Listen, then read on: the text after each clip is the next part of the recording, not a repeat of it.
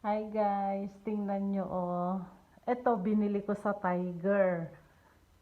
Tapos yung mga beads naman na yan, doon din sa Tiger 50 cents lang yan bili ko. Tapos ito, ilang years ko na tong ribbon na yan, pati ito. Ang ginawa ko, pinaikot-ikot ko yung beads dyan guys. Dyan sa lahat, pabilog.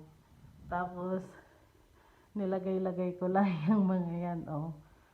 Improvise, 'di ba? Tsaka ko nilagay yung ribbon sa gitna. Oh, 'di ba? For 50 euros lahat 'yan. Eh pag bumili ka diyan sa diyan sa store, magkano na to, guys?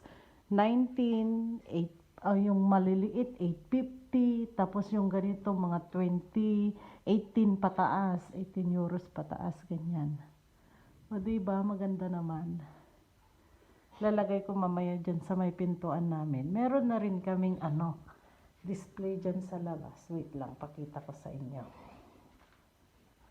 Doon binili ko rin sa Chino. Magkano lang to? 1 euro and 50 cents. Oh. Diba?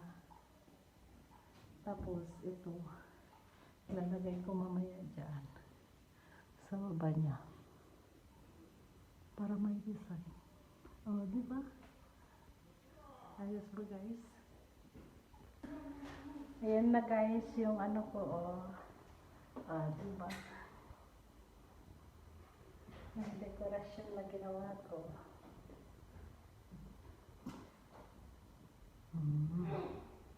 Maganda ba?